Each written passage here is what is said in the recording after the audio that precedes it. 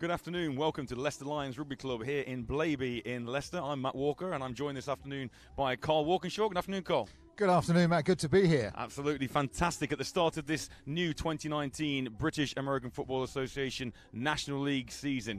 We're here for what sounds like an NFL matchup this afternoon between the Giants and the Falcons. That's the Sheffield Giants being hosted by the Leicester Falcons here in the heart of the Midlands. What can we expect from today's game, Carl?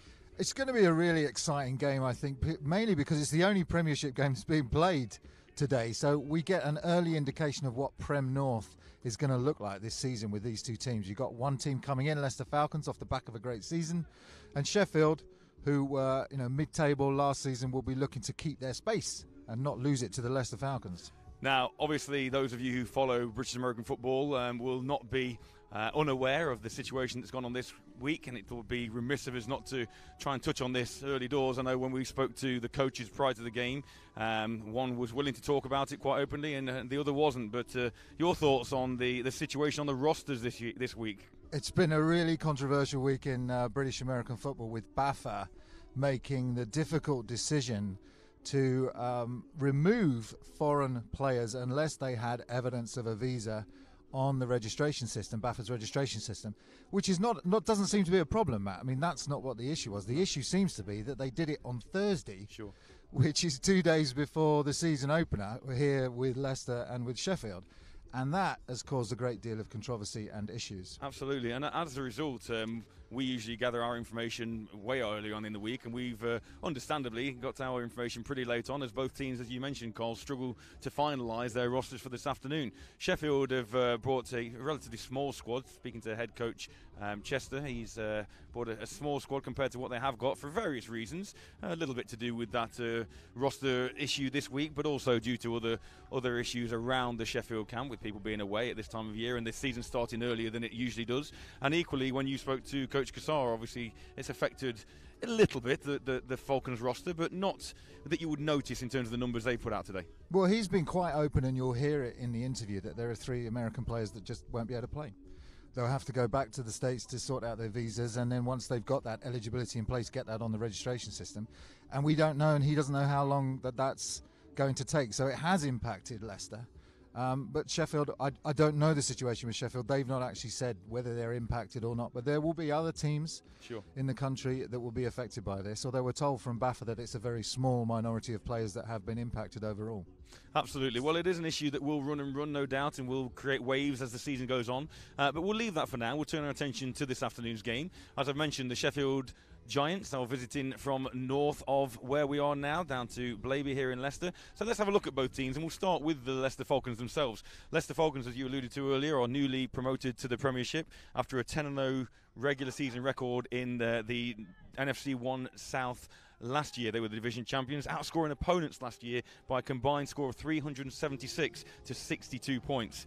They had 3 shutouts during that season and held opponents under 8 points in 3 more of those games. So 6 out of those 10 games that they were involved with, holding opponents 8 points and under.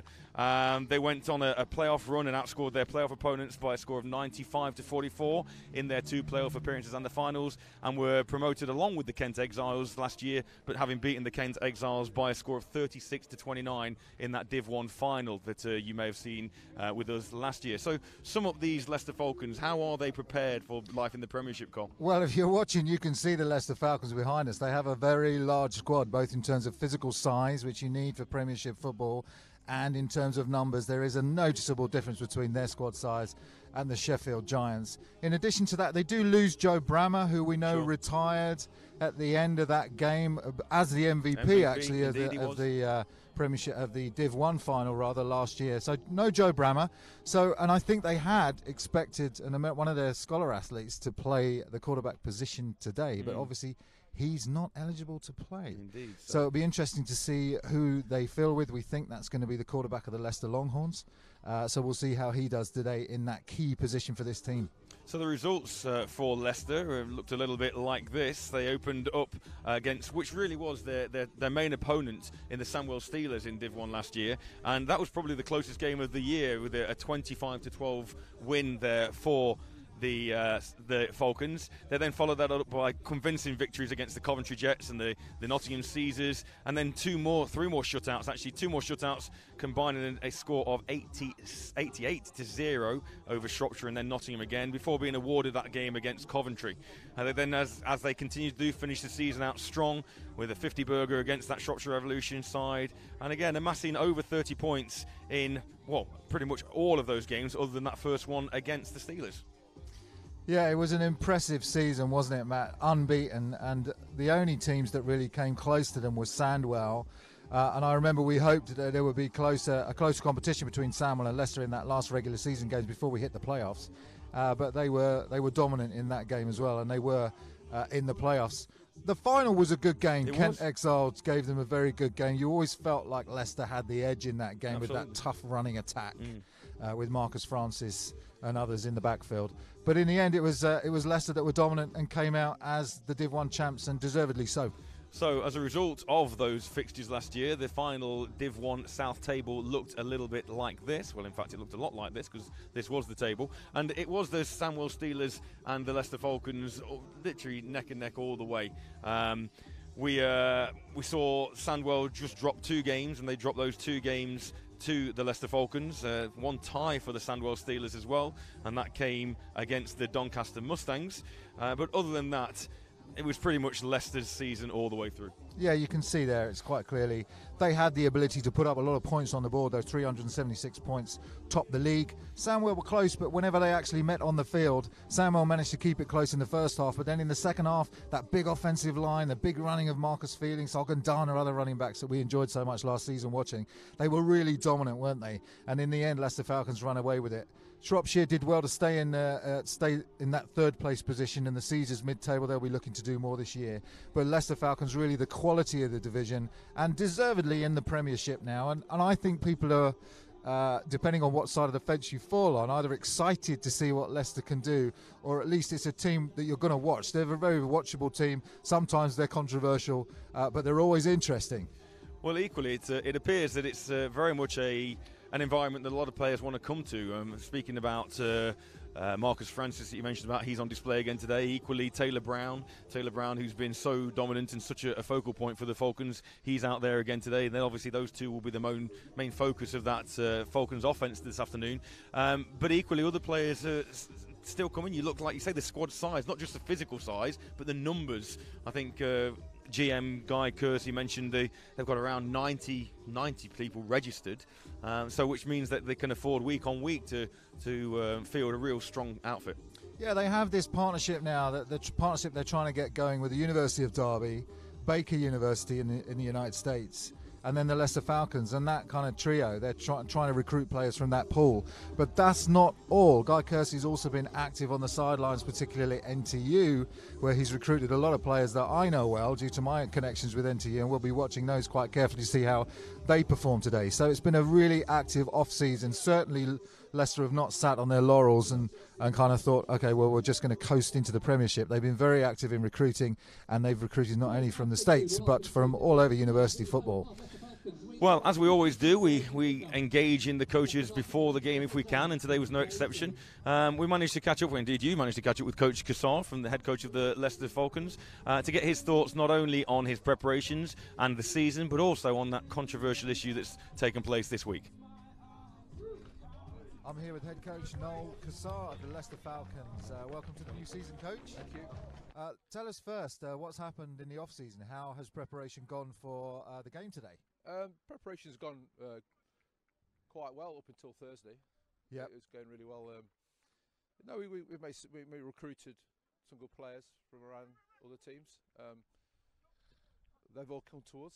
I've not gone to them at all. We've got some good university players, especially from NTU, from Coventry as well now. So that's good, young kids. No, it's gone really well, really well.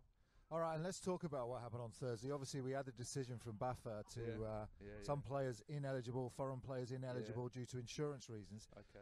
Tell us from your perspective, what was that experience like? As a team or me individually? Let's talk about you as an individual first. Me as an individual, if the rules, if it's a rule, it's a rule. That's fine. I'll abide by the rules as what my point of view is. The way they've gone about it, I think I felt was a personal attack against not only me but also the team of Leicester. And it always seems to be Leicester Falcons. Always Leicester Falcons. There's how many teams in the league? Always Leicester Falcons get it. So, to be fair, I thrive on that a bit, but also disappointed. You know, how the other Premier teams can have a meeting without inviting us, I have no idea. That really hurt me. So, it is what it is, end of the day. The rules there, the rules there. The rule wasn't there last year, or it was there, but they decided to ignore it. And all of a sudden now it's a problem. You know, for this American football to grow in the UK, it has to have the American import. Simple as that. We've had an apology, didn't we, just yesterday from the president of BAFA, Nicola McCulloch, apologising for the way it's been handled. So clearly they've taken on some of the feedback that you've given them as well. Maybe they have, but to leave it, to bring the rule out or to enforce the rule 3 days before the start of the season is shocking. Absolutely shocking. You know, it's like they don't know what they're doing. I can't say what I want to say, but I just get a feeling that they have no idea. Sure. Well, I think we all really appreciate your honesty about the situation. Coach, how has it impacted you today? Who will you be able to field? Who will you not be able to field? No, so the only players I've got missing is obviously the Americans today. So it's 3 players. And that's it. Rest can play. Not a problem. Excellent. And turning your attention to the game today, obviously Sheffield, a challenge for you today. And this is your first game in the Premiership proper. Yeah, so it's first game in Premiership. So now for me, we're the underdogs because we're the new boys in that league. You know what I mean? We've come up, we've come straight from Div 2 all the way up to Premier League. This is where I want us to be.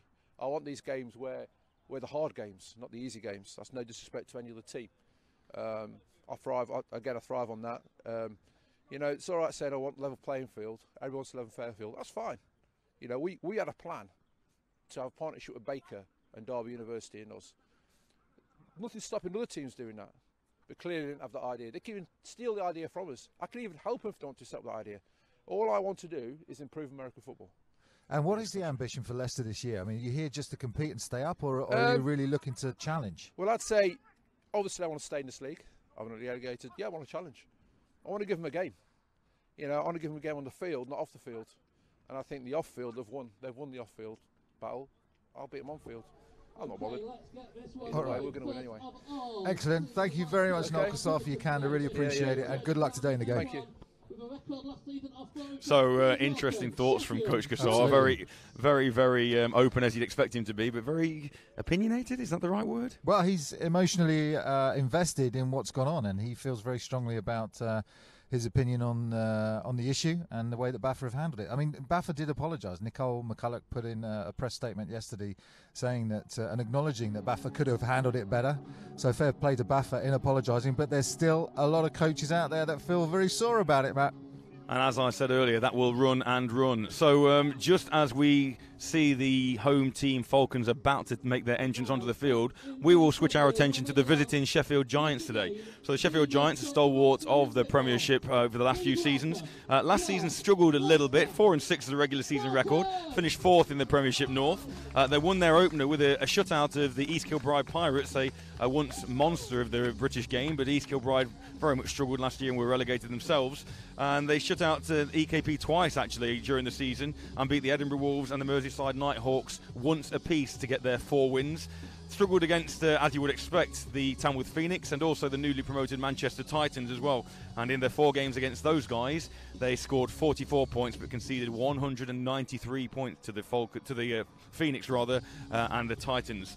They were outscored overall 240 points to 317, but did manage to maintain their Premiership lives. So Sheffield here, they've obviously come down to Leicester. They were a much smaller squad.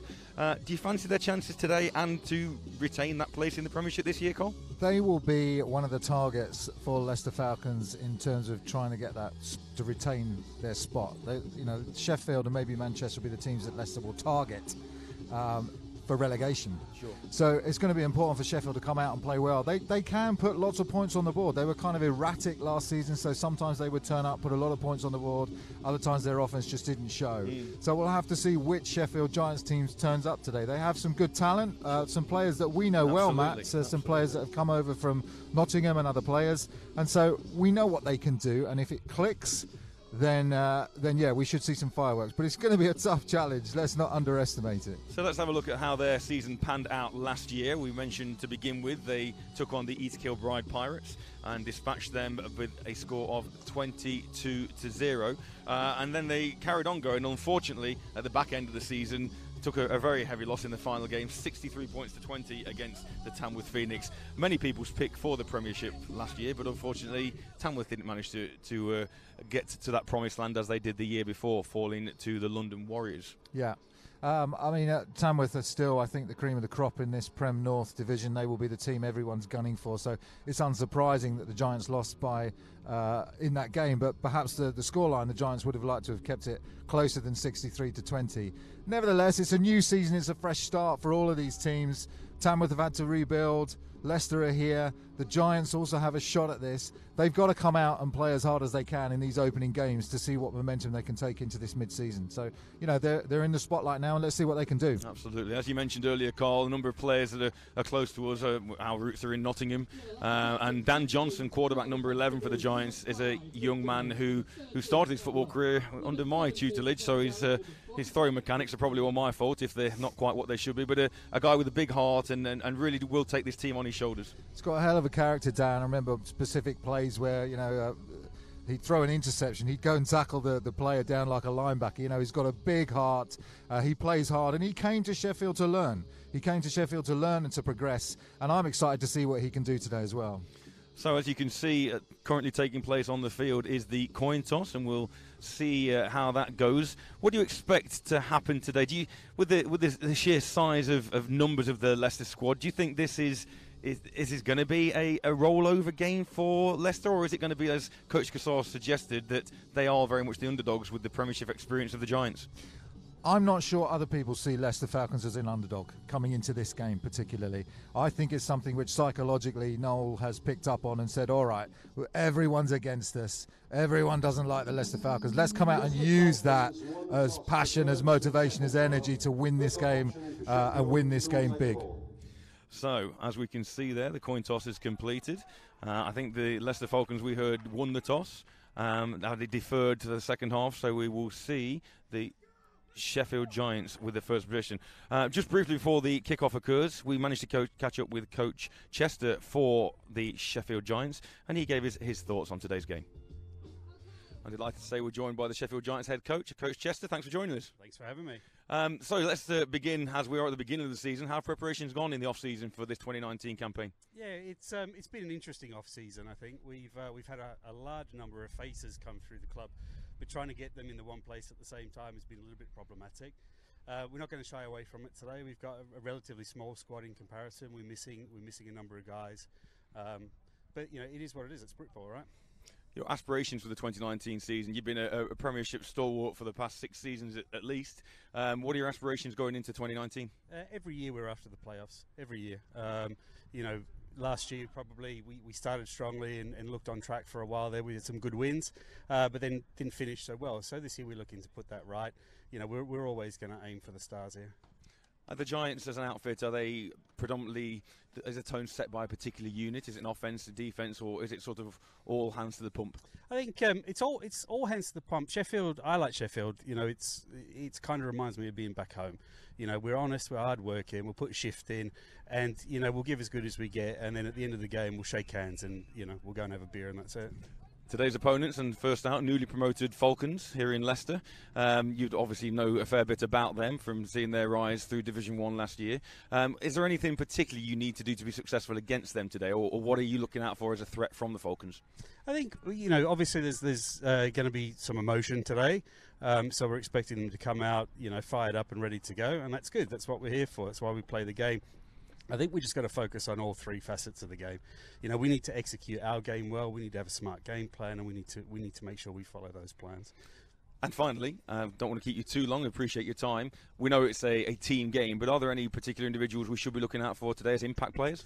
Yeah, there are a couple. Let's see at the end of the game as to whether or not you think they're the same people that I do. But certainly, 32, Josh Allen has been a club stalwart. Great player. Snake hips, difficult to go. Our O-line, really experienced guys. Maybe not the biggest, but mobile. They're all, they've all got years of experience there. Defense, Sam Fossey, comes with a good pedigree. Matt Sheridan, the guys, we've got a lot of experience within our team, but then we also have a lot of youth. So there are some names out there that will be familiar to your audience and some that you've never heard of, but hopefully they put in a good show today and we're proud of ourselves when we leave. Well, as I said, thank you for your valuable time, and we hope you can heat things up a little bit here on this heating would be good. Exceptionally cold Leicester afternoon, Absolutely. But best of luck this afternoon and for the rest of the season. Thank you, thanks for having us. Coaches there. Interesting to hear from both coaches, Carl, regarding their thoughts not only on the game but on the season. As we can see down on the field, we are ready for kickoff. I did get that quite a little bit wrong in my pre-game. Leicester won the toss and deferred, but then the Giants elected to receive, as we mentioned, as number 83, 82 for the Giants takes the opening kickoff.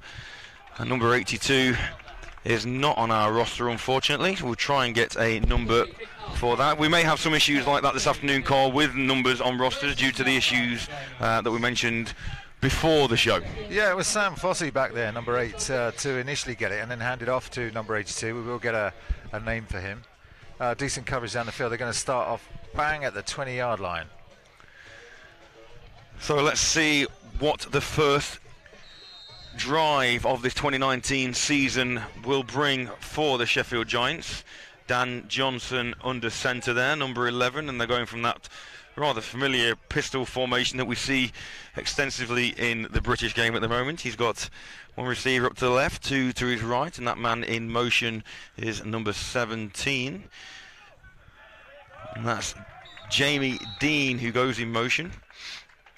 Yeah. Sorry, Carl, Leicester sniffed that one out straight away. Luke Geary, number 91, huge presence there in the middle of the defensive line, just coming in and crushing that early run attempt. So that's actually knocked him back a couple of yards. Harry O'Neill on the carry for the Giants, and that is very positive for this Leicester defence. And looking at the sideline here, from our slightly elevated position, we can barely see the field over the number of green jerseys on the Leicester sideline.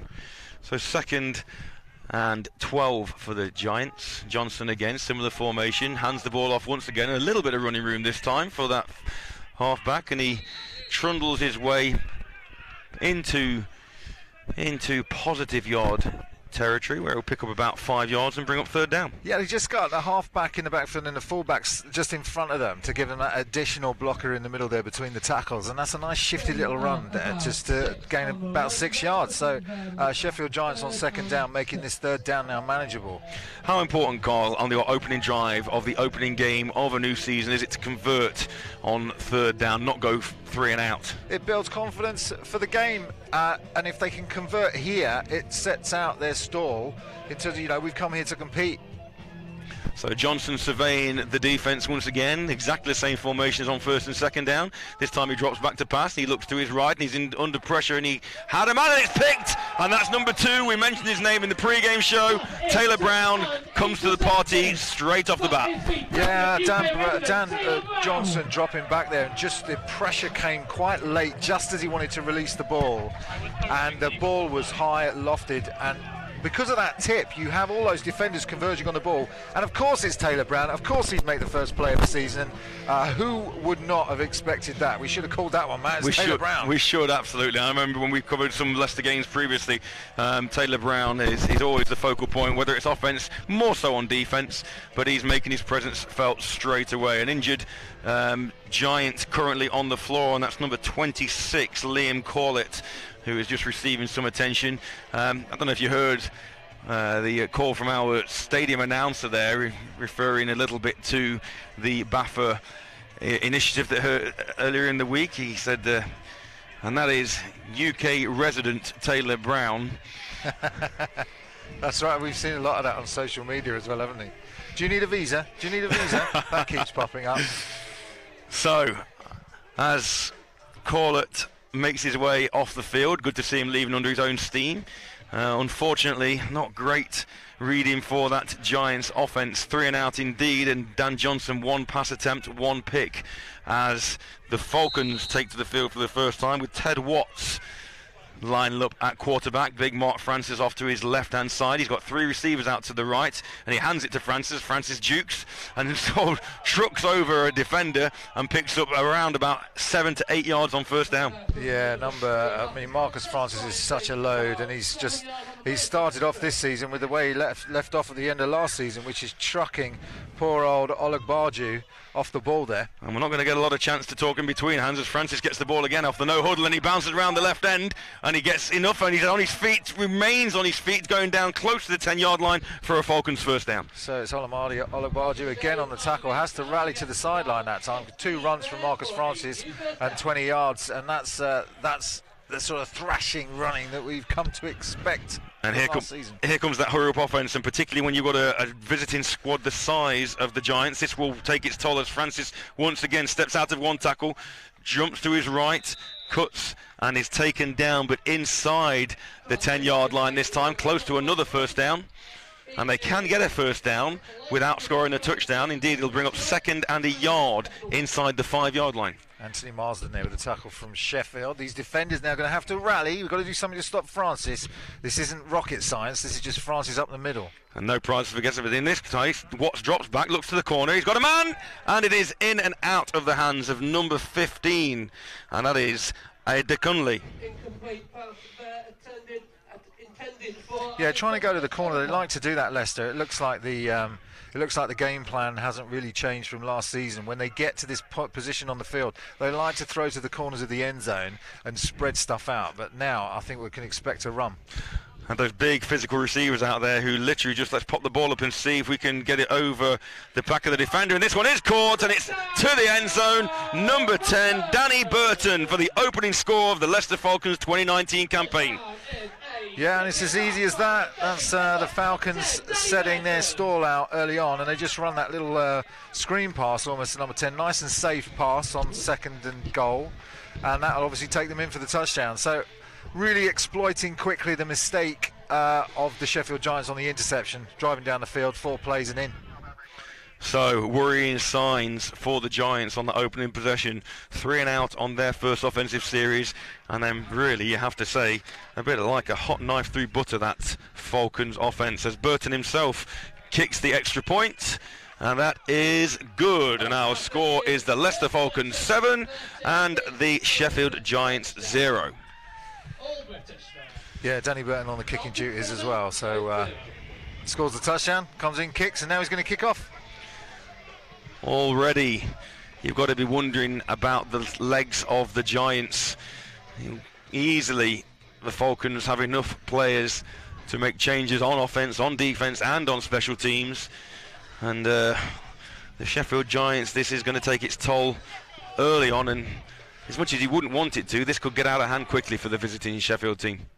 Well, they're going to need to rally, aren't they, on the sideline? They know what this team's going to come out and do, and that's what the young quarterback from Leicester Longhorns has come out and handed the ball off a couple of times, but he's also made a nice pass to Danny Burton. So they have to now, the Giants, respect the run and the pass. But the key for the Giants' defence is going to be stopping this running attack. If you can stop Marcus Francis, we haven't seen another back on the field. They're running with a single back, 2 receivers, 3 receivers out and a single back. So if they can stop that running game, they've got a chance to do something. So it's 32, the same place, and it's Josh Allen, and Josh Allen keeps the ball this time after faking, and he goes around the left-hand side. He's got a little bit of space there. Flag comes in late, and usually when a flag comes in at that particular point, it's for an illegal block. But Josh Allen is one of the people that Coach Chester said to look out for, and one of the MVPs for the Giants, trying to make things happen on this second possession. Yeah, it was a nice return, and they've obviously got that play there between Fossey and Allen in the backfield of that special teams return. Sometimes they're going to hand it off, sometimes they're not. That time Allen kept it and made some good yards. We'll have to see what this penalty is. Doing the return, block in the back. Number 19, Sheffield, 10 yards, running end of the run, first down. You were right, Matt. Well done. Indeed, a block in the back. So unfortunately, another positive for the Giants, taken off the board for that illegal block, and it marches them back. They'll start their second series just outside their own 10-yard line. Let's see what Johnson and the Giants offense can muster this time out. 2 receivers to his right. He hands the ball off up the middle again, and that is positive. It's going to pick up a couple, and that is just trying to get that number there. That's number 28 once again. Yeah, 91 there again on the tackle. This 4-man defensive line, which is a bit of a change actually from the defense that they were running last season. So they're coming out with a 4-man defensive front, are Leicester. And Rob Urquhart back as the defensive coordinator, who we know well.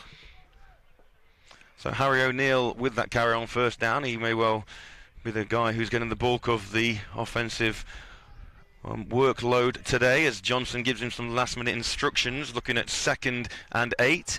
He gets the ball once again, and he's got a good positive gain once again. He's going to bring up 3rd and short, which hopefully 3rd and about 4 by the looks of things where they've spotted that football. So it would be really, really big for the Giants to convert here. Yeah, they've gone for the same pattern of play, haven't they? It's a 1st down run, 2nd down run, see what we can do, make it manageable on 3rd down. And Leicester is stacking the box with 8 men, 8 defenders in the box, 4 linebackers, 4 defensive linemen. And as a result, it's making the running difficult. But nevertheless, we're in a 3rd and 3 situation.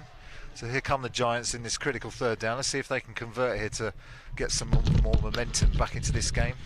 So fullback 3rd down. In motion to the right. Sorry, Carl. 3rd down, as you say. Fullback just slides across, then slides back to the left, trying to look for that protection for Johnson, because Johnson is going to hand that ball off to O'Neill again, and Taylor Brown amongst others in there to make the stop on 3rd down. And unfortunately, that could be another 3 and out, but at least this time they'll get the opportunity to switch field position with a punt.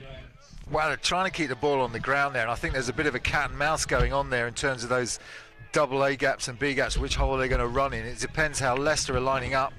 Giants trying to exploit the hole, but not in the end able to get anywhere. So you can see the fullback just trying to, and you can see actually the nose tackle adjusts as the fullback adjusts. They go for that B gap, but unfortunately couldn't get the yards that they need. So it is 4th and a long yard, maybe even 2. And the punt team is on for the Giants. Back deep to return for Leicester. We've got the one and only Taylor Brown. That ball hangs high. It's a decent kick, actually. And it takes a Sheffield bounce and continues to. Now it's fielded. And it's fielded at the 32-yard line. And it's fielded by Thomas Singleton Wells, who lets that ball bounce, assesses where the coverage team is for the Giants, and then elects to take it on for a pickup of about 4.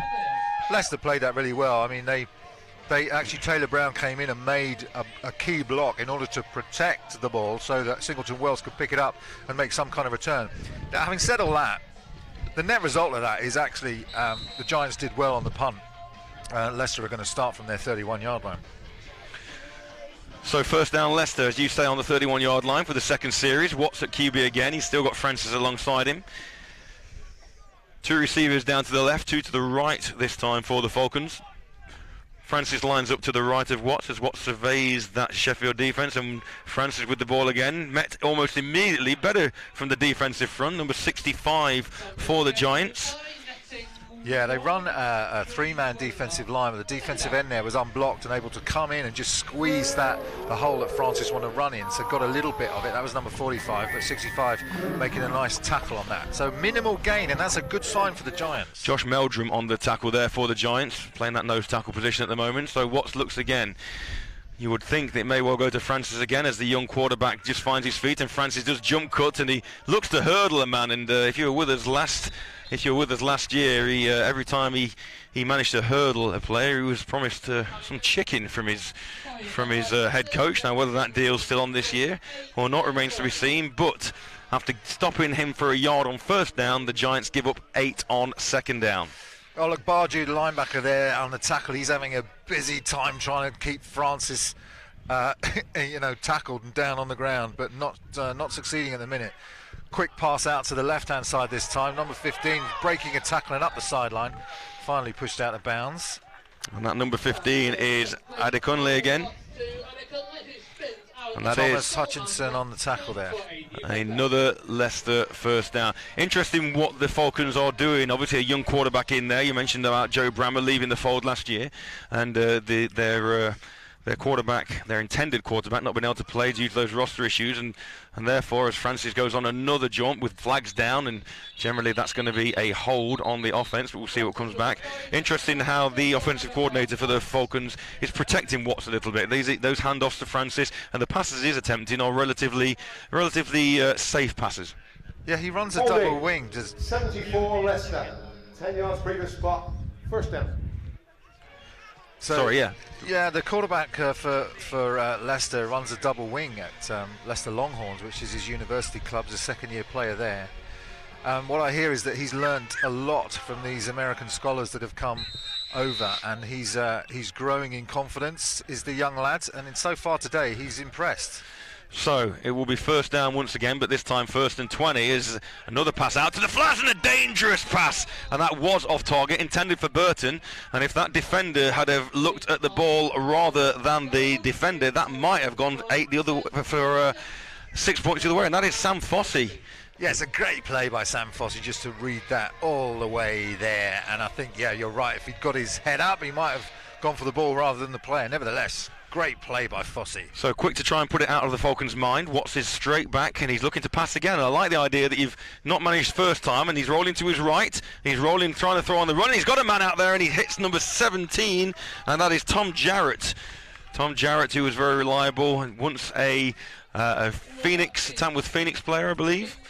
But now has been called incomplete. From our position it looked like he did reel that one in, but Tom Jarrett unable to secure that one, and now 3rd and long. 3rd and forever, in fact, for the Falcons and Watts. That was impressive by Watts on 3rd down to roll. It's on 2nd down rather to roll out their way. Let's see what he can dial up here, but he's growing in confidence. To my mind as well, that wasn't really on Watts. That was a good located pass. He drops back. Oh, he's hit as he throws that time, and it just wobbles dangerously over the head of a Giant defender. Jack Ramsden saw it just bobble over his head, but a great defensive series for the Giants, which will really buoy them and prove to them that they maybe are able to stop this high-powered Falcons attack. Yeah, 3rd and long. If you look at the replay, C45 unblocked. Francis tries to get a piece of him, but just enough to disrupt the throwing, and that ball falls harmlessly incomplete, but dangerous blitz off the edge. The Falcons are going to have to make an adjustment to pick that up from Jarrett. Good job. So punt now from Danny Burton, heads towards Josh Allen, and it bounces through and out of the back of the end zone. It'll be a touchback for the Sheffield Giants, who will take their third possession from their own 20-yard line, Cole. That's going to buoy the Giants up, that defensive series there, because they had the Leicester Falcons where they wanted them, which is in 3rd and long situation, 3rd and 15, 3rd and 20. That means you can dial up the blitz, and Francis so far not been able to get his feet right, whilst he's impressed in the running game, not been able to get his feet right on that 3rd down play. So the Giants defense holding firm, and that's what they're going to need to do. They are still 7-0 down, but still in this one. So here we go then, 3rd possession for the visiting Giants. Johnson again surveying exactly the same formation he's seen in the first 2 outings, and a nice little cut there from O'Neill, and O'Neill picks up positive yardage and will have a 2nd and 6, I think. Yeah, that was nice running there, just to jink to and fro, just to create the hole. If the running back can't see it, he's going to create it himself, and that takes him to 2nd and 5. So you're quite right. Always, I know you're a defensive coordinator, but if you put yourself in that OC position a minute, what are you aiming for on 1st down? Are you just looking to pick up 2 or 3 yards, or is sort of 5 always you go to, would you particularly say? You've got 2 downs to make 3rd down manageable. That's the way the OC's got to see it in this game, and this is a good Leicester defense. So Johnson back to pass. He's got a man over the middle, and he's created that man. And it's number 32. Is at the 40, the 30, the 20, and he's tackled down at the 20-yard line. A fantastic tackle there by Alex James to stop the touchdown for the Giants. But what a great read and a perfectly located ball by Dan Johnson. Dan Johnson does a fantastic job standing in the pocket, and that is an absolute bullet. Good throwing mechanics to Josh Allen along the seam, and then it's a foot race to the end zone. Josh Allen just not having the gas to really turn it up. And that's a great toe-tapping tackle there, just to bring his man down. But a nice momentum shift for the Giants, and we'll say to them, look, we can cause this Leicester defence problems, and obviously those safeties there weren't at home down the seam there, and as you said about Dan's mechanics, I'll take full credit for that. As O'Neill, a big hole up the middle again, and he's close to first down territory and inside the 10-yard line, close to the 5 of the Falcons. Yeah, here come the Giants, and it just means that when you get that big play downfield on the pass, it opens up that run game, because the defenders, they can't then have 8 in the box. They have to respect the fact that you can go deep, put extra players back, and that means you can get the matchups that you need on the run game. So here we go then, first and goal. In fact, it was a first down. First and goal, 4 attempts now from the 7-yard line for this Giants offense. Johnson again, similar formation, and it is number 28. It is O'Neill once again with the carry. Gets inside the 5-yard line to about the 3. Second and goal now from the 4 it is, in fact, looking at where our official on this near side is standing. How important is it for the Giants to get on the board here, Cole? Yeah, it's vital for them not to lose touch with these Leicester Falcons. We'll just see what they dial up here. Really important second down, because what you don't want to do is be in a position where you're in a third and goal situation, where everything's on the line. If they can get some good yards on second down here, then they can make it nice and easy and hopefully get that walk in that they need. Put you in your comfort zone as DC. If you're the Leicester Falcons DC right now, what are you expecting in this situation on second and goal from the 4? On second and goal, you're going to stack the box, but you do need to respect that play action. A motion there from the fullback, and this time they're going with a quick toss over to the left, and O'Neill has it. There was daylight for a second. He gets down to maybe the 1-yard line before he's met by a host of green jerseys. As interestingly, look who runs into the game on defence for the Falcons. Mark Francis coming in on third and goal. Yeah, that might be just to get that additional size that they might need on at linebacker. I'm not sure. We'll see where he lines up. It's an interesting decision to get him on. Physio now coming onto the field for this injured Leicester Falcon player. But it was an interesting play call to try and get the ball wide there. They've had some success up the middle, but when you get to that position on the field within the 5-yard line, the defence can stack the box, and so one of your options is to try and get wide. It was good play calling, I thought, on the Giants' part. So it looks like number 92, Tola Alabi, who's the injured Falcon down. We've got this sort of breaking play a little bit. We're now third and goal. You can see from our vantage point how close that ball is to the goal line. Third and goal. Is there any situation where if you'd imagine, well, would you imagine the Giants going for it on 4th down from this far out, or would they be looking for those 3 points just to get that 0 off the board? Depends how confident they are in the kicker. That's what it boils down to.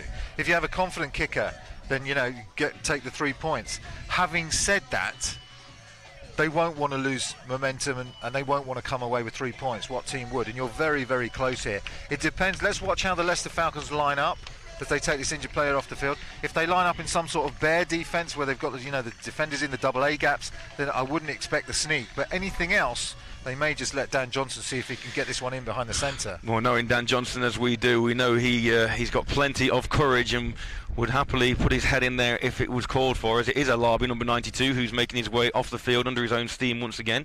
Just waiting for these players and the physio to clear the sideline before we get play back underway. Still in the first quarter here at Leicester Lions Rugby Club here in Blaby, and it's third and goal from the 1-yard line for Johnson and this Giants offence. We're looking to tie the game up here with the newly promoted Leicester Falcons. Here we go then. It is Johnson. He pitches it this time to the right hand side, and O'Neill is close again. The ball's out. The ball is out, and it's, let's see, it looks like it's been signalled by the Leicester players that it could be a turnover, but no signal from the official as of yet. O'Neill, and it is now signalled Leicester football. Wow, Carl. And if ever that's a dagger blow, then right on the 1-yard line is where you do not want to lose the football going in. And it's Dom Olney, who's been around American football for a long, long time, and he comes up with the football, manages to pull that ball out of the pile. Absolute heartbreak for the Giants, who are inches away from taking that one in. It's not a bad play call. You try and pitch the ball wide. They were in the double A gap, so why not try and get it wide into the tackle? But if you watch the replay here, it seems to be the initial snap is fine. The actual play of Dan Johnson's okay. Takes a step, pitch is all right. It's a little high maybe, but 28 gets it. And I don't know if his knee went down with that ball was out, but clearly the referee saw enough to say, all right, knee not down, ball's out. So here we go then, new running back this time, and he's clawed in the end zone. Is he in the end zone? He is, and that's going to be a safety for the Giants. So, second prize for the Giants. They can't get in for the touchdown, but number 33, Ashton Patterson, was with the carry that time. Well, that's a disaster for the Falcons. I mean, you want to protect the football there, and it's, again, where's that? They send the blitz to the Giants on that play, and Ashton Patterson can't get out of the end zone. He's one of those running backs that has really quick feet, but he needs some space to work in. If he doesn't have that space, then it's difficult for him to get out there. Why not give it to Francis up the middle? Absolutely. Nevertheless, that's an offensive line issue there, and I'm sure they will speak to the offensive line and say, come on guys, we can't block like that on our own 1 yard line. You're quite right. There's an element in my mind where you think, as well as it being an offensive line issue, you put Francis in there, who almost he can make his own holes sometimes as well. So why you just don't give that on to Francis, just to give a little bit of breathing space away from the goal line. All due respect to Patterson, like you say, with his quick feet, but maybe not the most intuitive of calls there from the Leicester OC. But nevertheless, the momentum swings once again. And not only do the Giants put their first 2 points on the board, but they also will receive the football once again from this free kick from the 20-yard line. This is a better result for the Giants than what would have been a field goal. You know, with a safety, yes, you get 2 points instead of 3 off the field goal. But you also get the ball back. And off the back of a defensive play like that, Big Blue now, the Giants, they will have momentum and they will want to be driving this ball down the field. I like that. We alluded to the similarities between the NFL game this afternoon, the Giants against the Falcons, and also the Giants are playing in blue, and why not? The Big Blue coming up big on defense. As the ball is punted by Burton, it's a high spiralling kick that Allen manages to field first time, and he does this time, gives it to Fossey, and Fossey has a lane, and he's up past midfield, and he's still on his feet just over the midfield stripe, where the Giants will take over once again. Beautiful, beautiful, beautiful play by the Giants there on that special teams play on the kick return. You have a short field, so the kick, decent kick, but nevertheless you've got a little bit of time, because you can play get that ball to other players in the backfield. So that 1-2 act of Allen and Fossey really proving dangerous on these kick returns. So it seemed early on that Leicester were going to assert their dominance and have their way with the visiting Giants, but not so after that. What has to be put down as a successful offensive series last time, with that long 40-yard completion from Johnson to Allen, and then unfortunately fumbling on the goal line, was O'Neill. The Giants are back in business at midfield, and it is handed off once again, and there's a seam and some good work up front by the offensive line, and this time number 31, Anthony Slingsby, is the recipient of the ball from Johnson. Another positive outing, picking up 3 yards for a 2nd and 7. Yeah, nice play here, initial 2-cut runner. So he goes to his left-hand side, sees there's not a gap there, takes a jump cut into the hole, and then looks for something else. Luke Geary on that backside tackle, having to make the tackle there. So Falcons do rally, but nice initial play for a pickup of 4. What strikes me there is that the offensive line coach for the Giants will be very happy. There are no green jerseys in the backfield. The offensive line of the Giants is doing its job, and once again handed off, and this time there is a man in the backfield, and that's number 94, Josh Cohen, who comes round the right end of the Falcons defensive line to make the tackle, and that will bring up 3rd and long now. Let's see if Johnson can find any magic again on 3rd down.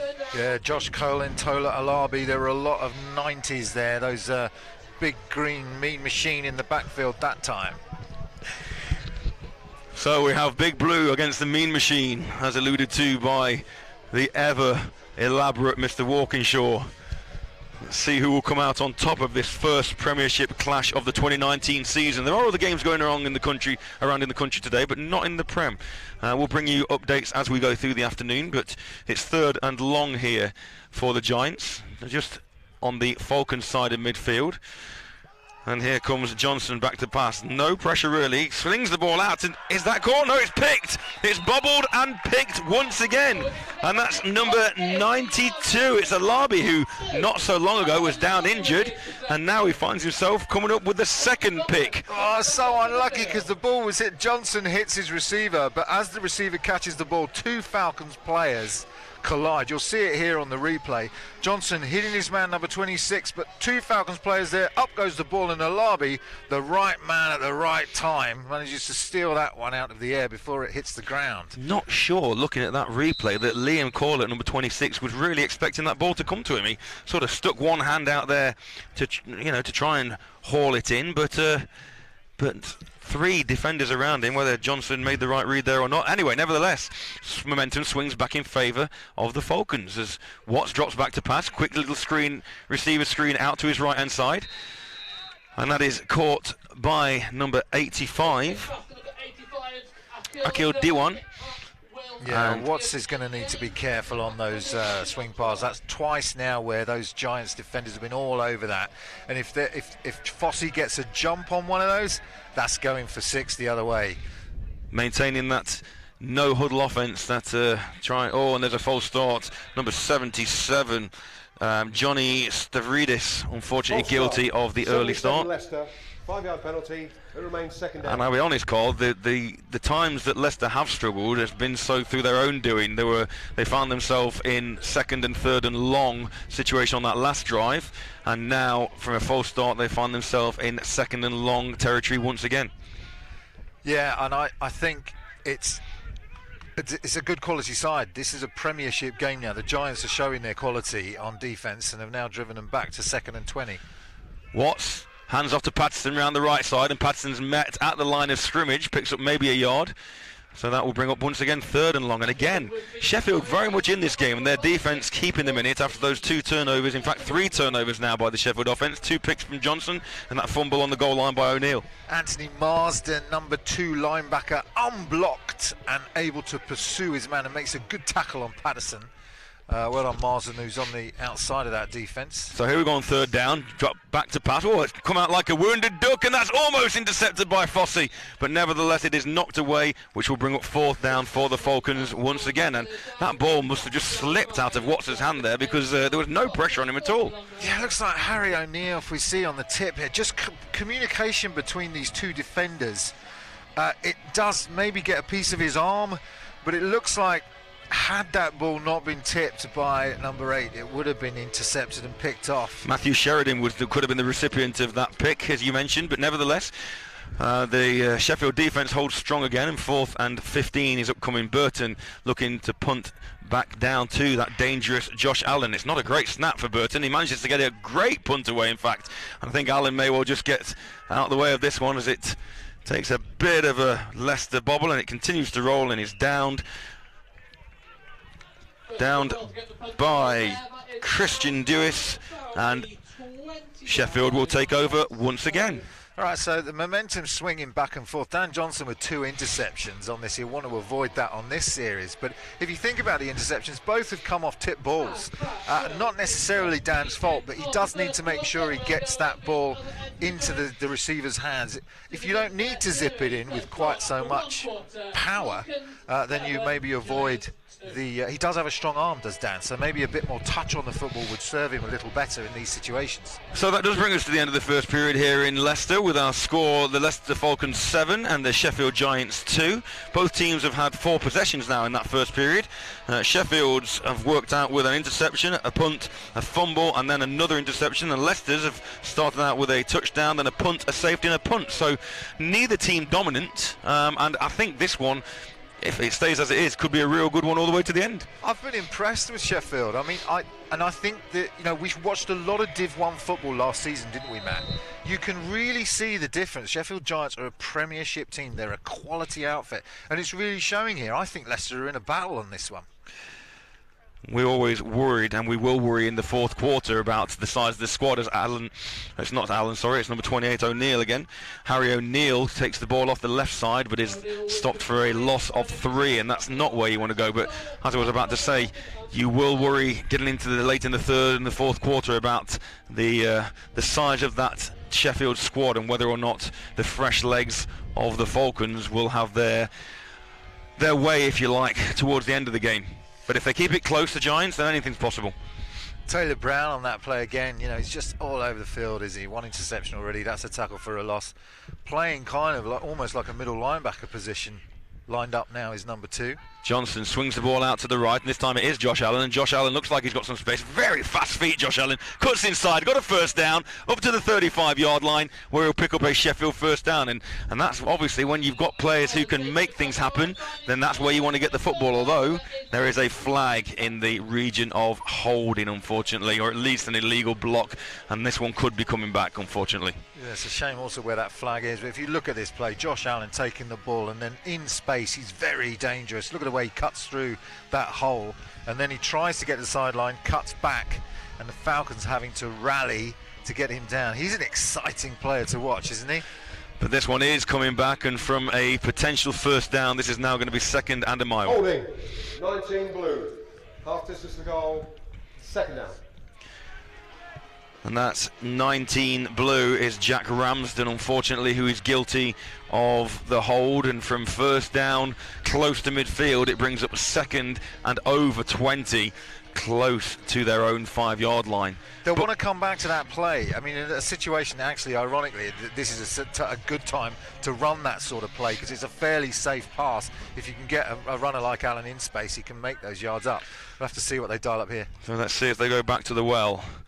This time, Johnson with one back behind him. 2 receivers either side this time for the Giants. Would suggest Johnson's going to pass. He drops back. He's got time. He looks up top, and that's going to be almost intercepted. Number 5, Nick Jones, is the defender there. Yeah, again, he's trying to get Josh Allen. This time, Allen lined up in a slot. Holding. That's the last call, obviously, you can see on our screen for that last play. So now 3rd and a mile, and what do you do? Just run sort of a draw play here, or do you go for it? You keep it safe? You might run that little flare pass out to Josh Allen again, see whether he can get you some yards in space like that. But you do want to keep it fairly safe here. You're at your own 8-yard line, so you don't want anything too dangerous. Certainly wouldn't be looking to go down the field. They're going to probably put Taylor Brown back there just in case. We'll have to see where he lines up. And Nick Jones obviously as well, who's just got close to the ball. Josh Allen lines himself up wide left, and he's actually on his own out here now, look. So whether they're just trying to get that one-on-one matchup, and Johnson's looking his way, and he actually does come this way, and the ball is up there just up for the grabs, and it is in and out of the hands of the defender, and that's Alex James. Well, what were we saying, Matt? You know, play it safe, do something in the backfield. You know, obviously our predictions coming true early on in this game. But yeah, they're just looking at Josh Allen's speed. They're just trying to get that separation there, and Jones just plays that brilliantly. Great coverage. I mean, he gets his head round when he needs to, and he's in a perfect position to make a play on the ball. We've already mentioned about Josh Allen's speed, and for James to keep pace with him there, and almost have a play on the ball for a pick, as Taylor Brown there on screen waits for the football back deep from the Giants, and it's fumbled in the end zone, and gets it away, and he does do very well to get that away. And it's going to take a Sheffield bounce up to midfield, out just before midfield, as Brown looks to run past and decides not to pick that one up. Yeah, very lucky there to get that one away. I'm not quite sure what happened on the snap. It just looked like it was a short snap. Whether the centre felt like he was under some pressure, I don't know. But yeah, dangerous situation there, and Sheffield do well just to come away with getting the punt off. So, going around the country a little bit, so lots of games in the Division 1 going on today. Currently in the NFC 1 North, the Aberdeen Roughnecks are hosting the East Kilbride Pirates, and EKP in their first game back in Division 1 in their return to Division 1 are 7-0 ahead, and then the Gateshead Senators are finding themselves trailing 14-0 at home to the Northumberland Vikings. We will bring you more score updates as we go, as number 17, Jarrett, motions over to the left, and Francis picks the ball up, and he stiff arms a man and is ridden out of bounds just past the 40-yard line after a pickup of 3 yards, which will bring up 2nd and 7 for the Falcons. Has Marcus Francis been working out in the off-season? Well, he looks bigger than he did last season, and he was not small last season, but that was a vicious stiff arm. Well, I met him in the sort of the changing room corridors, as it were, and one of his coaches was joking about him not being in particularly good shape at the start of the season, but from where I stood, he looked in fine form, and he's proven his strength on the field as well. And there's a late flag comes in on that one from the official, and generally speaking, that's going to be something against the offense unless it's anything on the tackle, so whether it's a face mask or a hold, and it looks like it's going to go against the Falcons. Yeah, Jack Ramsden there and the rest of this big blue defence coming in for that Holding. one. 77. Takedown. 10 yards previous spot. Second down. So yeah, takedown penalty, holding takedown, which basically means that number 77, Johnny Stavridis, tackled a man without the ball. Yeah, you can't do that. You can't do that, man. But it was interesting the way the pile moved there as well. These might seem like small things, but when you have a play like that and the running back's held up, which way's the pile going to go? And the Sheffield defence won that one. Come to play. And absolutely, once again, you could argue that Leicester are hurting themselves with these flags, but equally is the pressure from the Giants forcing them into these areas as Francis retrieves the swing pass this time to the left-hand flat, and he's met by a number of Giants players. He's such a tough runner, isn't he, Marcus Francis? He's so difficult to get down, but how do you get a player like that to the ground? You rally to the ball, you get guys to the ball, and that's exactly what this defence are doing, and I'm impressed with them so far. They've got Leicester backed up, 3rd and 20 now. So 3rd and 20 for the hometown Falcons. Watts with trips to his right, one receiver to the left, no players in the backfield. Oh, you can't just be hitting like that. You've got to wrap up.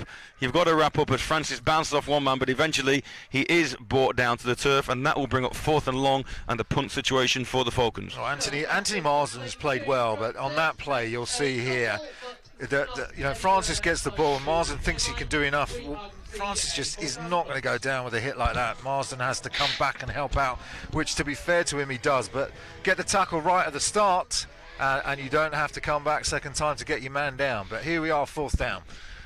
So 4th down for the Falcons. Both teams at the start of the second quarter end up punting. And it's a nice kick by Burton, trying to angle it to the corner, and he pops that ball out. It's going to be around about the 20-yard line, and indeed it's inside the 20 at the 19-yard line, where Sheffield will take over. Now, you may well have seen our branding today as UK AFL. We are bringing this stream to you as UK AFL today, and a number of different sponsors are enabling us to do so. Southall & Co are a bespoke specialist law firm in the heart of Leicester.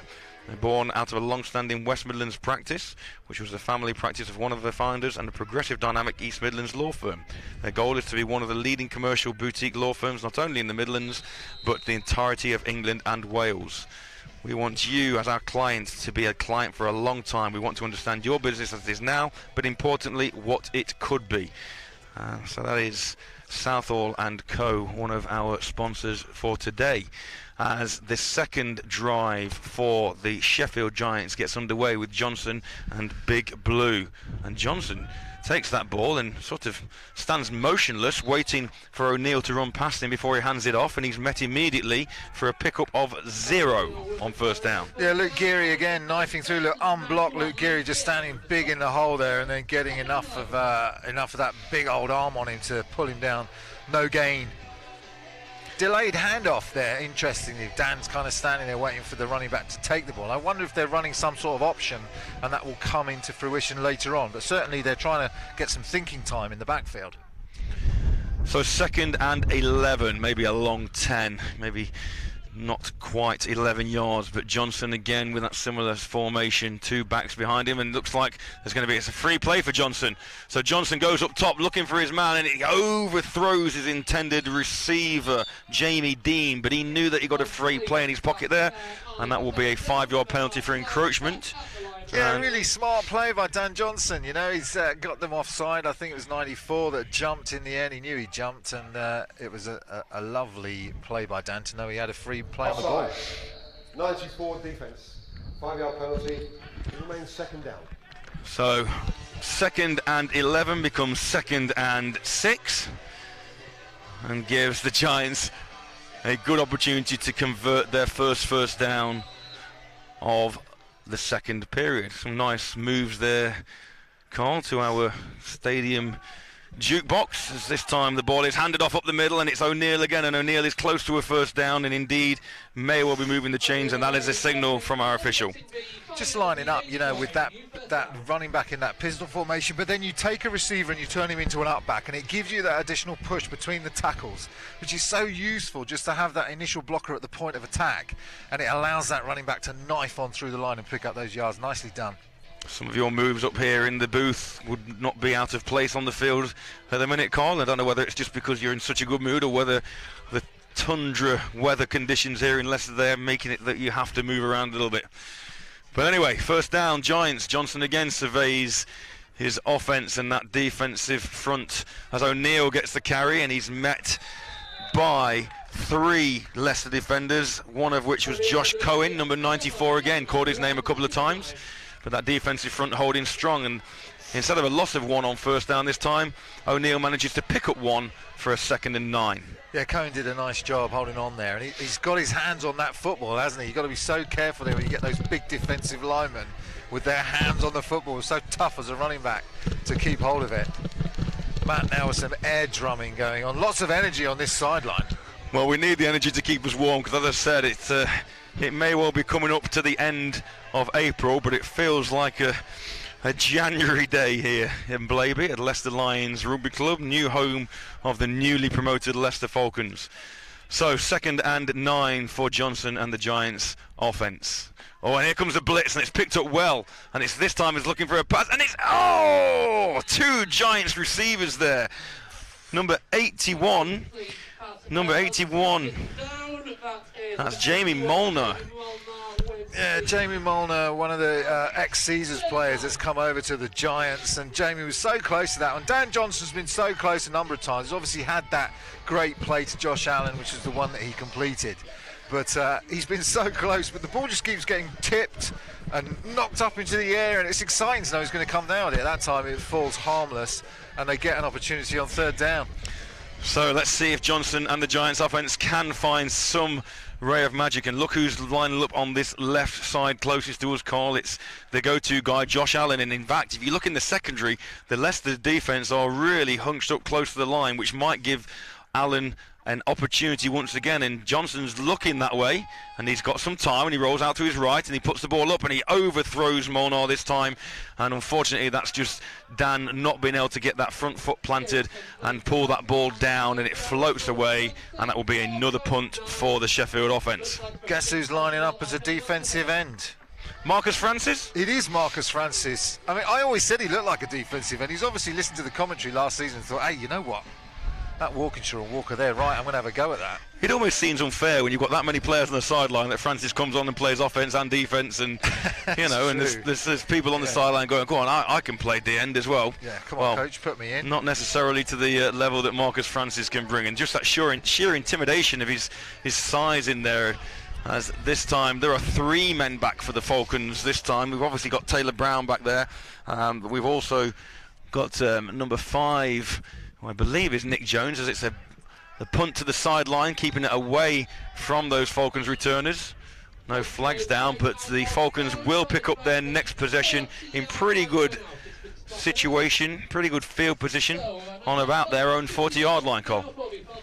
Yeah, it's a to and fro, isn't it? It's a tight defensive battle is what it's turned into. Both of these defences stepping up. Obviously the Giants not been able to convert on 3rd down, but neither of the Falcons. The Falcons getting themselves in some really difficult positions. 3rd and long, 3rd and 20 last time. Let's see what they can do better on 1st and 2nd down to give them a manageable chance. Trips to the top of your screen this time. Is this what you expected from this one today?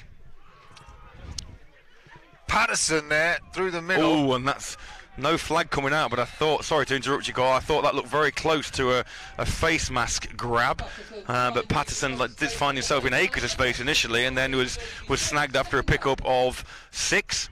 We were used to, weren't we? We're used to seeing the Leicester Falcons dominate, but they're in the Premiership now. It's not the same game. It's a different game. These are Premiership teams. Giants are a high-quality team. They've got good players, and that's what you're seeing here. It's a good battle. Patterson once again off to the right side, and that's a great open field tackle. That linebacker's been coming off the edge all of the game, and he's playing great. They're not blocking him on these running plays. We'll get a name for you in a second. Jarrett. Phil Jarrett, yeah. Phil Jarrett's been screaming off that top right-hand edge a number of times. They're leaving him unblocked off the offside. He's just chasing the runner down. Patterson remains in it, running back, and that's going to be a false start, I think. False start by Jarrett, number 17 here. One of the Sheffield defenders did jump and move towards the line, but I don't think he went anywhere near. 17 Leicester. And there it is. Penalty, it remains third down. There it is. It was Anthony Marsden who hitched himself up to the line here. And as he hitched himself up to the line, Marsden, Jarrett thought, well, he's encroachment there, we've got a free play, but no. Yeah, it could have gone either way, couldn't it? I think the referees probably made the right decision there. You got the receiver not only jumped, but he just carried on running, which would have suggested that, yeah, he just didn't know what the snap count was. So, 2nd and 3 becomes 2nd and 8. And Watts looks to his left, and he puts the ball up and out, and he's got a man, and that's Davidas. Davidas, who was a Giants player last year. Davidas fights hard and picks up a first down. Davidas, big rangy receiver. The Giants will be sorry that they lost him from last season, but this is a first game out. Look, gets vertical, nice catch, snatches it out of the air, and then he's got the wherewithal to cut back inside, and Patterson with a nice block to free him up for more yards. Big hit from Ramsden, but he manages to bounce off that block and pick up first down yardage, and that's a good play again on first down for the Sheffield defence. Yeah, Patterson wishes he never took that one. He got absolutely slammed at the end there, I think, by number 95 Blue. And also, I think it was a Lagbaju, number 4, was in there and got up shaking his hand as if he'd had a bit of a stinger there on the elbow. But 2nd and 11 for the Falcons. Still in the second quarter here in Leicester. Watts drops back to pass, he looks to his right, now he's rolling, he's got Davidas once again in the flat, and Davidas makes one man miss, puts his head down and picks up 4 or 5 yards, which will bring up 3rd and 5. And now there's a late flag comes in there, and a late flag like that usually is in the reign of unsportsmanlike conduct, but let's see what the officials call. Yeah, I mentioned earlier, let's have a look, see if we can pick it up. Impressed by Watts here, just having enough nouts to get the ball out to Davidas, and Davidas obviously come on in this second quarter and wants to make a few plays, and they're bringing him more into the game now. Didn't really see what that flag was. I was looking for anything after the play was dead, but it looks like they're marching Leicester back, so let's have a listen. Block in the back. 51. 10 yards from the flag. 2nd down. As you say, Cole, for Watts to be a young QB and have the presence of mind to look for his first read and it not be there, and then keep his eyes downfield knowing there's pressure coming, and be able to just dump the ball off to a playmaker like Davidas, that shows a wise head on young shoulders. Falcons getting frustrated with these play calls now. I mean, this is the 3rd or 4th series where they've had these holds, and it's just so frustrating for an offense. You get a good play like that from Watts and Davidas, and straight back you go. Francis in the backfield this time along with Watts, and 3 receivers to the left, trips to the left for Watts, and now looks like some sort of audible. Davidas we've seen coming to the game a bit more on this drive. He hasn't done so far. Watts takes a bit of a high snap and he puts the ball up, and he's looking for... in and out of the hands of number 15. That's Adekunle. Yeah, Thomas Hutchinson makes a great play on this. You'll see him rally from the safety position, so the ball goes up, and it looks initially like it's going to be a catch. It's not bad defending at all, and then off comes Hutchinson, and he just does enough to knock that ball down. Nice play to rally to his teammate and help out. Adekunle comes up hopping, almost like he's been had his foot stood on, and you sometimes wonder from a receiver point of view when they do drop a football whether then that injury is almost that's why I didn't catch it. But nevertheless, it brings up another big 3rd and long for the Falcons. Trips to the left again. Francis still in the backfield, but he's in there as a blocking back, and he comes through, and Watts puts the ball up, and he's looking for Davidas. And the DBs didn't get their heads around, but no flags there. There were 3 blue jerseys down there stopping Davidas from coming back to the ball, and if I'm perfectly honest, that ball a tad underthrown by Watts. Watts will want that back, I think, if he sees that on replay. It's a dangerous throw and just didn't have enough air under it to get behind those defenders. So, 2 possessions each team in this second period, resulting in 2 punts for each team, and our score remains 7-2 in favour of the hometown Falcons. As the ball is put up, it's a high hanging kick which is stopped in the wind, and the Giants need to be careful to get out of the way of that one, and it does bounce and then takes a Leicester roll down to the 20-yard line where the Giants will take over. We've been stuck in this part of the field between the 20-yard lines. Very, very little action in the red zone. It's all been defence and mistakes and penalties. And I guess you may have predicted this if you're smart. You may have predicted this because it's the first game of the season. It takes offences a little bit of time to get going. But we saw the early score from Leicester. Since then, we've seen nothing. Lots of partners bringing us this game today in association with UK AFL. Bosch Construction is an independent building contractor specialising in conversions, alterations and extensions. We aim to deliver a stunning finish at affordable prices. We also want to make the experience as painless as possible so you can enjoy your new home. That's Bosch Construction as Johnson and the Giants offence see if they can construct anything on their latest offensive series. And it's O'Neill again who bounces to the left side, finds a bit of a seam and picks up close to 5 yards on first down. Well, Leicester bringing the blitz pressure on first down. They actually bring 7 guys. They sent 4 defensive linemen and 3 from the linebacker position, but all of them just overrun the plays. Josh Allen sees the seam. O'Brien sees the seam, and he's able to just run straight past those blitzing defenders. For me, it does appear that the Leicester defence are basically saying to Johnson and that Giants offence, you can't pass on us. We're going to bring everybody into the box. We're not going to play anybody back in those safety positions. If you're going to beat us, you can beat us with the run, but we're going to be there. You can see it. All the defenders are lined up within 15 yards of the line of scrimmage. There's another blitz goal, and that's going to be a false start. Well, it'll be a false start. It's blown as if it's going to be a false start because ordinarily that might be a free play, but let's see. Could easily be encroachment on the defence, or I think you might see an encroachment here because it looks like the defender just jumped and touched one of those offensive players. And if you're thinking about discipline, I know when we covered the Leicester team. Defence, cause an offensive player to react. 5 yards. Second down. When we covered Leicester in Div 1 last year, as dominant as they were, one of the areas where Coach Gasol was always very frustrated was disciplining a number of flags that were thrown on the Falcons, and that seems to be continuing today. And it can often be the case when you have a very talented team and you have a lot of talent. There's a kind of complacency around, well, it's going to be okay because we can rely on our talented players to get us out of the hole, but you're going to need to make sure in Premiership that you do play disciplined. On 2nd and a yard, it's a big first down run from O'Neill, and he moves the chains up close to midfield again. Still 7-2 here in this one as we come close to half-time, and I think the Giants particularly will be very happy with the fact they're still only 5 points adrift against a much larger squad from the hometown Falcons, both in terms of numbers and actually in terms of size. It's as you say, it's a very professional outfit from the Giants, and they obviously know what they're doing as Johnson hands the ball off. This time it is Allen, and Allen tries to fight his way forward on first down and picks up 3 yards. Just using that trips formation, aren't they, just to pull some of those defenders out of the box. So when they line up in that trips, the Falcons obviously having to honour the fact that they have players out there that could be explosive, and they're using O'Brien sometimes in the backfield, sometimes split out as that triple receiver threat. So the Giants, you may well be aware that the Giants haven't always been the Giants. They started off life as the Sheffield Predators, and they won Div 2 Championship in 2012. I think it's around back there, and played a number of years now in the Prem. And they are in their 3rd season currently in their latest incarnation as the Sheffield Giants. As a little bit of a misdirection play there, faking the handoff to Allen and then handing the ball off to Anthony Slingsby. Yeah, first run we've seen from Slingsby is a big runner there. He's a tough runner, and I think they'll try and get him more into the game. He's a big man, but again, 94 just doing a great job. He's a big guy, and we've called his name a number of times. Alabi. And that is Josh Cohen. Oh, apologies, I'm looking at the wrong team.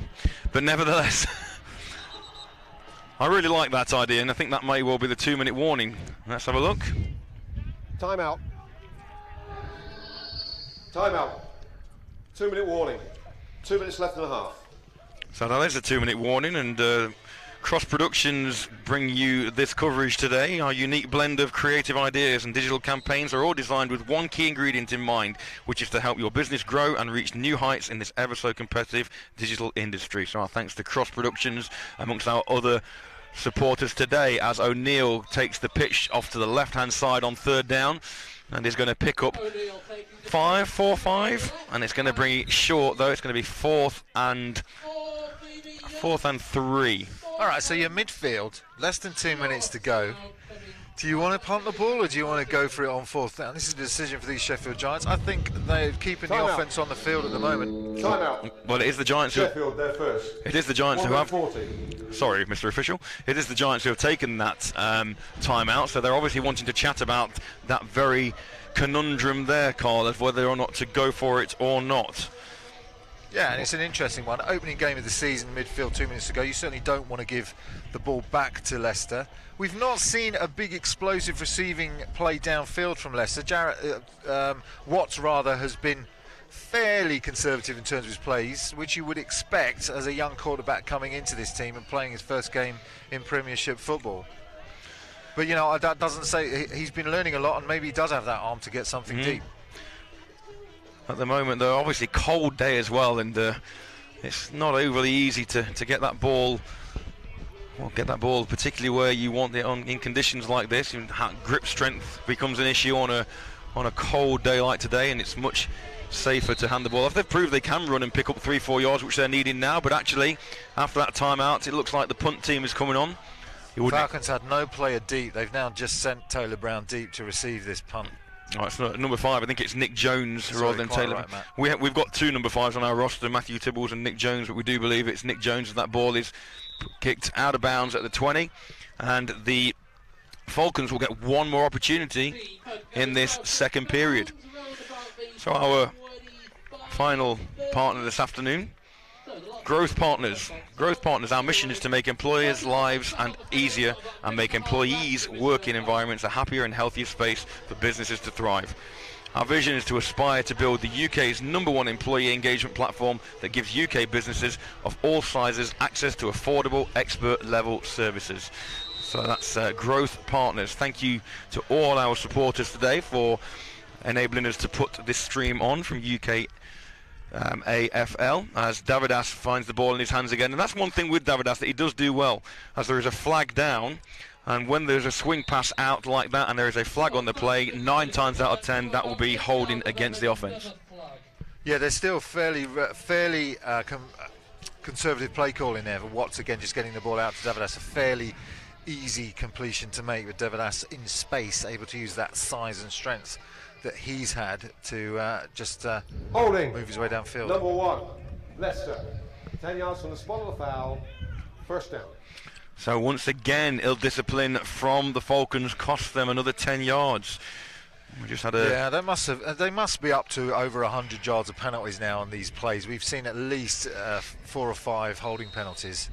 Just had a notification coming. It's half-time in the Sandwell-Doncaster game, and it's 28-0 in favour of the Sandwell Steelers. And Sandwell must be one of the favourites in Div 1 as Francis gets his hand on the ball and bounces off his first tackler again, and 3 more Sheffield Giants meet him, but he picks up 11 yards. Francis doing a great job there on the part. He's always good with pass reception. He made that pass reception, you remember, in the final, Div 1 final last year in the end zone. And for a big guy, he's ever so balletic. If you watch his feet, catches the ball, does a 360 turn, and then manages to pick up 6 yards. So 2nd and 8 for the Falcons. Let's see if they can add to their lead before half-time as Francis once again. Oh, and the ball's popped out, and that's popped out, and it's dropped straight to the floor, and the guy who made the tackle, Jack Ramsden, number 19, appears to have come up with the recovery. Jack Ramsden just made a fantastic play. If you watch this, hits him square in the hole. There's Ramsden, says, all right, let's see it. Bang, gets his shoulder on the football, and then rips it out and recovers it.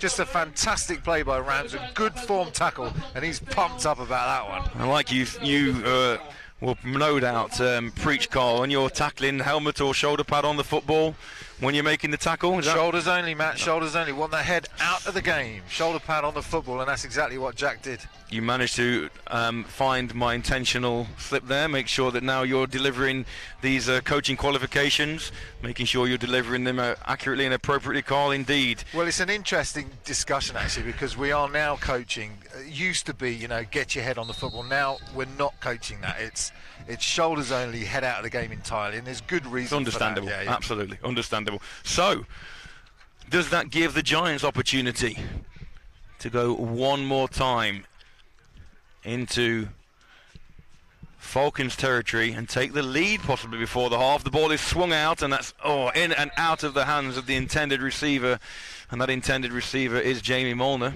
Took a long time to get there, and if there is a criticism of Dan, it is that sometimes he puts less zip on the ball than you would expect, and sometimes more. He still needs to work a little bit on his touch. Even if Jamie had caught that one, that was going for no gain or a loss. So actually, as things work out, that's probably good because it stops the clock. It's not a loss. Okay, it's not a positive play either, but it gives the Giants a chance to reset and think about their strategy on 2nd and 10. Still well within striking distance of this Falcons end zone, as you easily well point out to me. Josh Allen lined up again to the left-hand side, and he looks his way, and that's overthrown. He was looking for Josh Allen, but way overthrown, and number 32 never had a chance with that one, but once again stops the clock again. Yeah, I was just seeing Marcus Francis actually come and take the loneliness of the guy that's just fumbled the football. He's come over and taken a seat on the sideline, and his teammates are coming over and saying, come on, man, pick yourself up, we need to go again. It's a tight game, this one. Frustration's going both ways, and the defenses have really stepped up in this second quarter to make it keep it a tight one. Just 7-2 if you've just joined us, in favour of the Falcons. And even though a 72 scoreline doesn't seem overly exciting, it has been a really exciting game with some fantastic displays on offense, on the ground and through the air, and defensively it's been some exceptional play as well. So let's see on 3rd and 10 what Johnson and the offense can muster. A nice block at the line. He's got time, but now he's in trouble. He's backing off and he pops that ball up. It's tipped at the line. That will fall incomplete, and you would have thought that the Giants will end up punting once again. Yeah, that's just great play. There's a Coventry player there, I think, with his certainly got a Coventry lid on, number 43, that batted the ball down at the end of that play. We don't have a name for him, but we do see that he's got a Coventry lid on. If we can get a name for you, we will. I will check with the fan at halftime that's shouting over the name to me. I'll get a name for you. But Dan Johnson trying to do something there, but just Leicester Falcons defensive backs playing well, and then the pressure from the Falcons front line means that he can't get the ball off. So on 4th down, inside the 40-yard line, close to half-time, the Giants are confident enough in their own defense that they've given the ball back to their offense, and Johnson's going to look back to pass again, and he zips this one in, and that is in and out of the hands of number 23. And again, we have 2 number 23s on there, to be fair, on the roster, so not overly sure about which one that may be. Don't want to call the wrong name. So, but it almost looked like number 23 was a tad sceptical about taking that one on. But nevertheless, that is the half, and the half-time score here in Leicester are the Leicester Falcons 7 and the Sheffield Giants 2. Join us shortly after this break, when not only will we be reviewing the first half, but we'll be bringing you an interview with NFL star Houston Texans quarterback Deshaun Watson, who visited the UK last month, and we managed to catch up with him and find out what he was up to. So don't go away. The score here from Leicester is the Leicester Falcons 7 and the Sheffield Giants 2. For this break.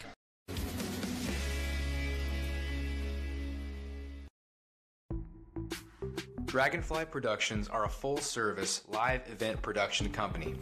We can cater for all your event needs with a turnkey solution, or can support you with individual needs. We can supply production design, on-site production management, environmental design, scenic design, exhibition design and build, audio-visual design and delivery, and global support.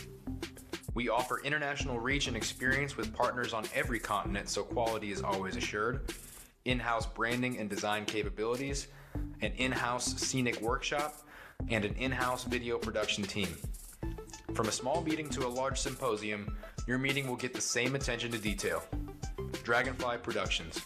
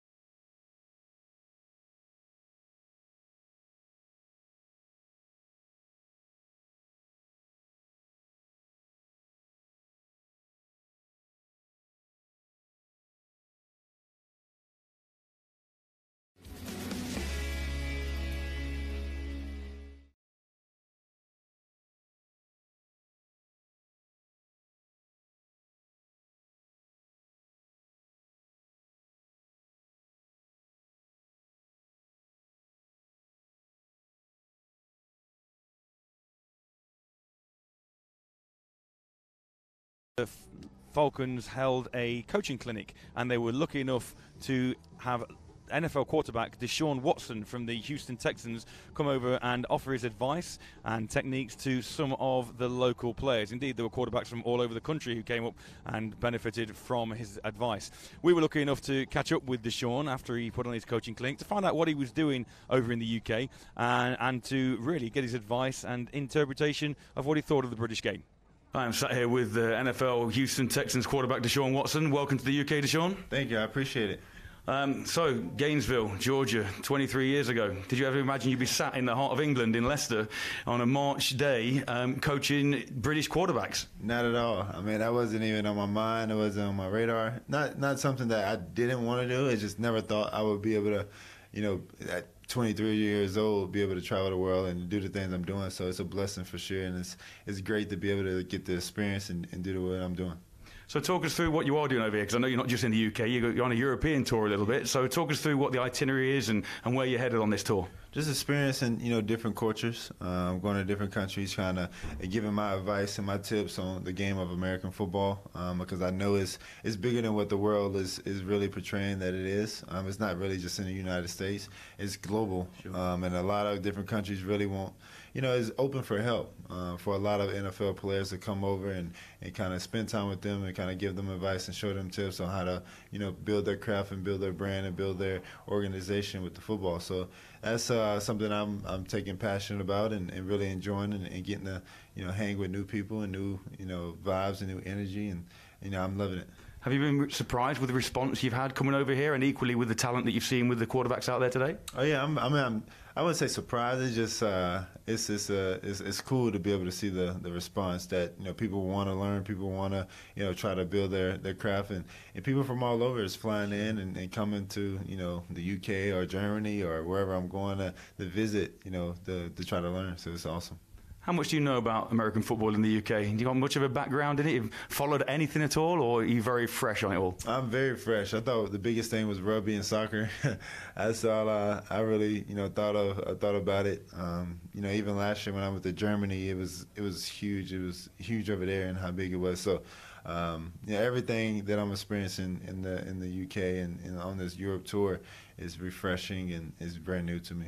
Has there been any chat at the moment amongst your teammates about the trip to London in the fall? Are people excited? What's the general feel? Oh yeah, I mean everyone's very excited. We get to play against our in-division rival, Jacksonville Jaguars, and I think their owner is from the UK. So I think they come over here every year. So it'll be good. It'll be a lot of energy, a lot of people there for both sides, and come over here and get the W. It's a question that's asked a lot, but do you think there's ever going to be an NFL franchise based in the UK? I wouldn't be surprised. I would never say never. Okay. I think the hardest thing would be scheduling, just because of the trip. Sure. I mean, you got to fly 8 hours, and sometimes if you're playing a team on the West Coast, it's 15 hours. So I think it just all depends on the scheduling, but I would never say never. Okay. And finally, obviously you're over here for football reasons, but there's more to life than football. Have you got anything else planned for your trip while you're in Europe? Have you anything you wanted to see, any sort of things on your to-do list while you're over here? Everything, really. I'm open for everything.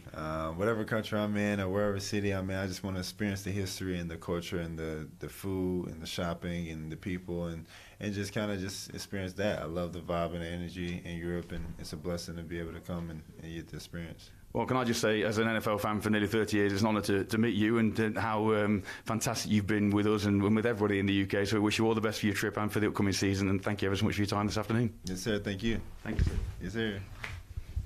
It was a real honour meeting Deshaun, and he was a real humble guy. To give his time, I know he's out here for his own reasons as well, but to meet him and to see him sharing his passion out on the field with the British players, it was lovely to talk to the guy. Yeah, he's a real superstar, Matt. I thought he did excellent in the interview, so good job on that. But, he's one of the big up-and-coming quarterbacks. He's mobile, he's strong, and the Texans, are so happy to have him. And he's a human highlight reel. So I mean, the fact that he was here and the fact that he's come to Leicester and giving some of our quarterbacks his attention, it's just great to see that connection in the game. You got the impression from him that he was very humbled, and as I say, he's only 23 years old himself, and the fact that he's held in such high regard, not only in the US but over here from NFL fans, I think that really surprised him in a way, the way that he spoke to us.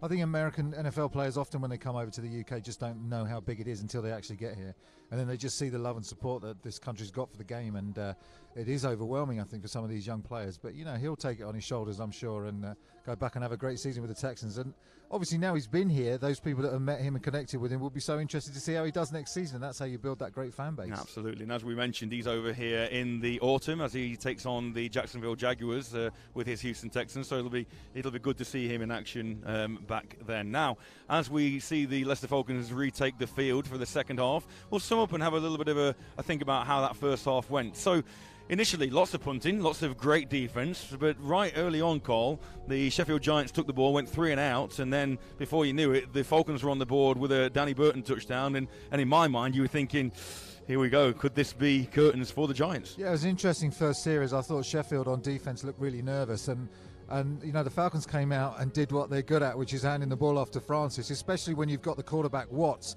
who up until Thursday was not expected to start. No. The American scholarship athlete was expecting to start. Obviously, Watts gets the call, and he's done a really good job, especially on that first drive, where they're moving down the field with Francis, and then they end up getting the ball to Danny Burton in the end zone on a pass play.